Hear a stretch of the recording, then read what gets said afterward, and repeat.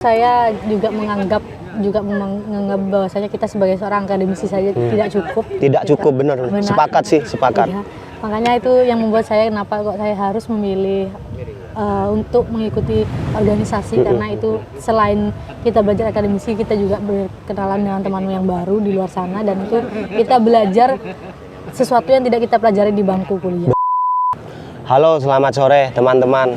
Kembali lagi di channel Ngopi-Ngopi. Kali ini podcast yang paling menegangkan buat saya, karena ini pertama kalinya kita akan berdiskusi dengan seorang wanita cantik yang rupanya kiprahnya sudah terkenal di mana-mana, sampai beliau ini punya banyak sekali followers gitu ya, mungkin di lingkungannya. Kita akan berdiskusi kali ini tentang aktivitas seorang mahasiswa dalam hal akademik, dalam hal keorganisasian, yang ini mungkin akan dapat sangat menginspirasi kita semua sebagai pelajar nantinya. Dan kita sudah mendatangkan langsung seorang narasumber yang spesial. Selamat sore, Mbak Nila ya namanya. Mbak Nila, saya tahu Mbak Nila ini dari beberapa orang merekomendasikan untuk mewawancarai Mbak Nila ini. Pengen dong teman-teman itu bilang sharing-sharing dengan Mbak Nila seputar aktivitas di kampus, baik dalam perspektif organisasi dan akademik. Cuma sebelumnya kita pengen lebih kenal dulu nih, Mbak Nila nih siapa? Boleh diperkenalkan dulu, Mbak Nila. Baik, terima kasih. Sebelumnya perkenalkan, nama saya Nila Karomah. Sekarang saya lagi konsen di bidang mahasiswa. Kebetulan sekarang saya semester akhir dan keren. Semester akhir dan saya asal Surabaya. Oh, sampean asal Surabaya. Ya. Tapi kuliahnya di UTM. Benar. Oke, dan sudah semester akhir. Oke, awal-awal sampean kuliah di UTM tuh gimana awalnya? Milih UTM tuh gimana cerita awalnya? Adalah sebuah perjalanan yang lucu bagi saya. Gimana? Kebetulan saya ini hanya coba-coba. Karena kemarin waktu itu saya kayak iklan minyak angin ya, cuma coba-coba. Karena waktu itu saya keterima sebagai jalur SNMPTN. Jadi waktu itu saya hanya ingin penasaran saja kalau misalkan saya memilih, saya kan jurusan ekonomi Islam. Nah, saya itu memilih waktu itu, kenapa kok saya memutuskan untuk memilih ekonomi Islam, karena hanya sebagai penasaran saja dan sebagai coba-coba aja. Dan kebetulan waktu itu alhamdulillah keterima, dan karena saya penasaran juga akhirnya saya berani untuk mengambil pilihan. Sampean dapat SNPTN ya? Iya, benar. Cerdas banget itu. Udah pasti cerdas banget kalau SNMPTN tuh, teman-teman. Karena itu yang nggak usah diuji tuh ya, Pak ya. Yang sudah dapat keunggulannya udah diakui di sekolah, terus diajukan dan diterima begitu. Oke, setelah itu sampean akhirnya memutuskan untuk ya udah kita ambil nih. Iya. Nah, setelah itu sampean concern berarti sebagai akademisi di sana. Gimana perjalanan sampean di akademisi itu gimana, Mbak? Ya, seperti mahasiswa pada umumnya sebenarnya. Kita hanya belajar apa yang kita geluti waktu itu, dan itu belajar ekonomi Islam yang memang Islam ya. Yang memang akhir-akhir ini juga cukup hangat untuk diperbincangkan, apalagi ekonomi Islam ini katanya kemarin-kemarin sudah banyak yang meminati. Iya, sekarang tuh mulai banyak orang perpindahan mungkin karena keraguan ya dalam ekonomi konvensional kepada ekonomi Islam. Yang sampean pelajari sejauh ini di ekonomi Islam itu apa sih menariknya ekonomi Islam? Tuh mungkin bisa ini teman-teman nanti untuk, karena kan biasanya kalau teman-teman di kota itu yang ada Islamnya itu kurang diminati gitu. Ini malah sebaliknya begitu. Gimana tuh, Mbak Nila? Apa ya, karena memang mungkin background kita adalah sebagai orang-orang muslim, kemudian itu yang menjadikan kenapa kok kita ini harus memilih bahwasanya ini itu adalah jalan kita, karena kita sudah diberikan tempat untuk sama-sama menggeluti apa itu ekonomi Islam sebagai kita orang yang muslim. Setelah itu kemudian ini mungkin lebih diajarkan pada bagaimana Islam memandang ekonomi itu sendiri, dan bagaimana syarat-syarat ekonomi dalam perspektif syariat Islam itu mungkin yang kemudian menjadi suatu keunikan tersendiri dalam. Banyak orang beranggapan kayak tentang perekonomian syariah atau ekonomi Islam itu tidak lebih bagus dari konvensional, padahal kita yakin bahwa itu hanya soal pemahaman kita aja yang kurang begitu ya, Mbak Nila ya. Dan akhirnya sampean membuktikan ternyata ekonomi Islam tuh begitu luasnya, Mbak Nila ya. Dan tidak kalah menariknya dengan ekonomi konvensional. Benar sekali. Luar biasa. Sehingga sebenarnya ini bukan soal ini keren-kerenan atau enggak, tapi kadang pemahaman kita yang kurang aja begitu, Mbak. Benar. Dan selain akademisi, teman-teman, beliau ini orang yang sangat dikenal sebagai aktivis ya di kampus begitu. Aktivis organisasi, mungkin bisa diceritakan tuh, Mbak Nila. Kalau dibilang orang yang sangat populer sebenarnya tidak ya Kak ya, karena banyak juga teman-teman yang lebih populer daripada saya. Oh ya, orangnya juga rendah hati banget rupanya. Terus.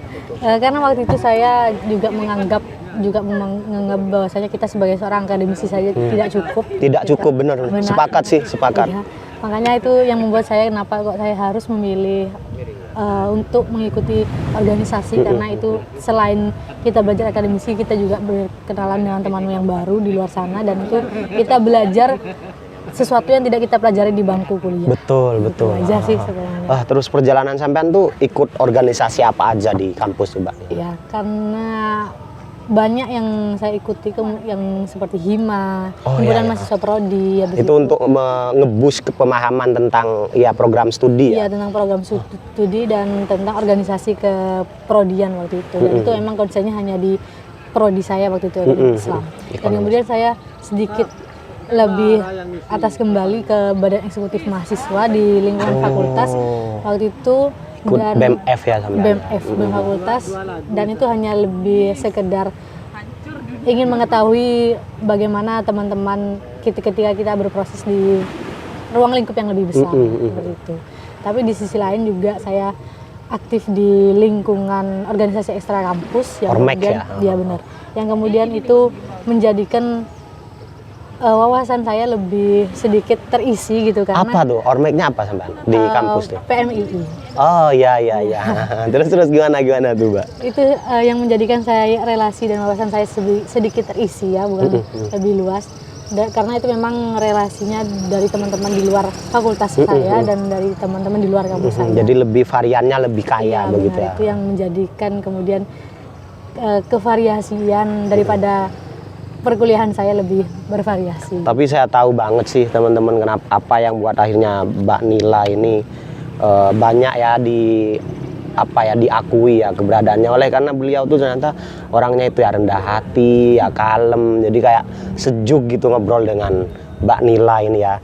Akhirnya sampean ngikutin itu semua. Iya. Itu tidak mengganggu aktivitas akademiknya sampean di Hima Prodi, terus BMF, terus ini Ormek gitu, nggak mengganggu, Mbak?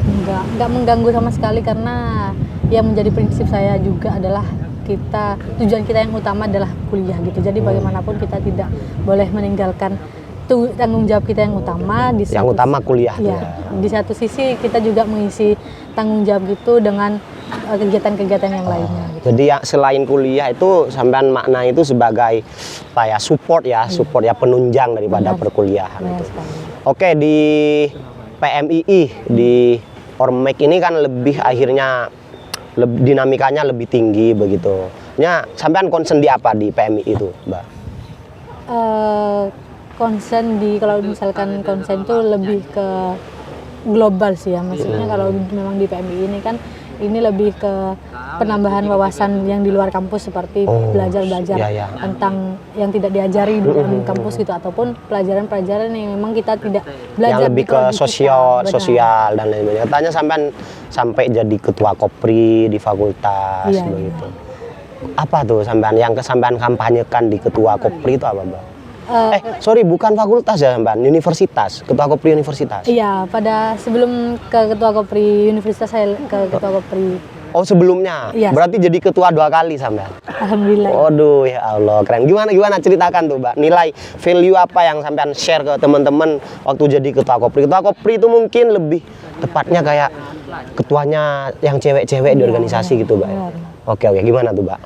Iya, mungkin kalau misalkan di Kopri ini mungkin saya lebih fokusnya ke bidang keperempuanan aja. Bagaimana kita ini hangat banget nih, hangat banget. Bagaimana kita sebagai perempuan selayaknya, dan itu memang yang sesuai dengan syariat Islam, dan itu memang fokus terhadap isu-isu perempuan yang sedang terjadi dan sedang hangat. Karena marak banget teman-teman tentang diskriminasi terhadap perempuan dan pelecehan dan masih banyak sekali isu-isu. Sampean concern ngangkat Iya, itu. fokus lebih ke hal-hal yang seperti itu. Oh ya.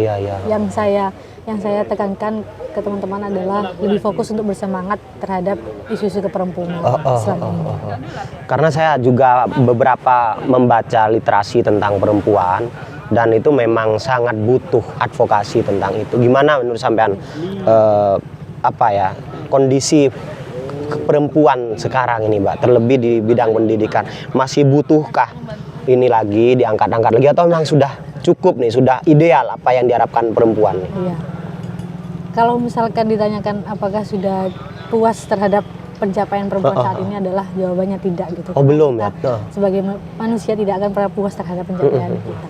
Karena yang harus diutamakan sekarang adalah selain kita mengangkat dan kita terus berupaya untuk menjaga kestabilan dan kesejahteraan perempuan bersama itu, yang lebih penting adalah bagaimana kita saling menghargai antara perempuan dan ataupun sesama manusia gitu lebih fokusnya. Tapi kemudian yang menjadikan ini lebih menarik adalah ketika kita sebagai seorang perempuan harus berani dan harus terus berupaya dan optimis bahwasanya kita ini perempuan ini semuanya bisa jadi apapun gitu. Ya, bahwa soal nilai itu kita sangat setara gitu, baik itu dengan perempuan lainnya ataupun dengan laki-laki sekalipun begitu. Sehingga menurut sampean ini harus sampean terus kampanyekan begitu, Mbak ya. Oke, akhirnya sampean dikenal di lingkungan itu sebagai seorang akademisi yang sangat bagus, terus organisasi yang sangat bagus. Menurut sampean, Mbak, setelah sampean melakoni aktivitas ini 4 tahun ya udah ya? Iya. 4 tahun ini, yang menurut sampean kurang dari organisasi atau yang perlu ditingkatkan lagi dalam kehidupan kampus itu apa sih, Mbak Nila? Yang perlu ditingkatkan adalah bagaimana semangat kita yang harus tetap dijaga, itu sih yang paling utama. Karena kalau misalkan kita di dunia kampus pun, di dunia akademik pun, kita tuh kadang-kadang sering merasa agak di atas, agak di bawah gitu, seperti itu. Iya. Dan itu juga terjadi di dunia organisasi gitu. Makanya kenapa kok saya sebagai perempuan juga terus berupaya untuk mengingatkan dan memberikan pesan kepada teman-teman perempuan yang lain bahwasanya yang paling utama untuk dijaga adalah semangat kita, supaya nantinya semangat kita tidak cepat pasang surut gitu. Ada isu yang berkembang di masyarakat itu, akhirnya orang itu enggan ikut organisasi itu, katanya orang organisatoris itu menggampangkan karena punya banyak kenalan, terus tidak disiplin, pemalas. Itu menurut sampean gimana sih, Mbak? Menurut saya adalah itu perspektif yang salah gitu. Karena kalau misalkan kita tidak bisa memukul rata bahwasanya semua orang organisasi seperti itu. Mungkin nyatanya enggak sama sekali nih, sama sekali. Karena saya cukup banyak berkenalan dengan teman-teman yang itu sudah konsen di bidang organisasi udah dari dulu, udah dari masih SMP, masih SMA gitu. Tapi memang semuanya itu baik dan tidak ada yang buruk gitu. Jadi kalau misalkan soal-soal seperti itu adalah berarti itu tidak benar ya, sangat tidak benar. Oke, sangat menarik obrolan kita tentang keorganisasian dan mahasiswa begitu. Dan kalau saya yakin sih seorang yang sudah aktif di keorganisasian itu punya kesadaran yang jauh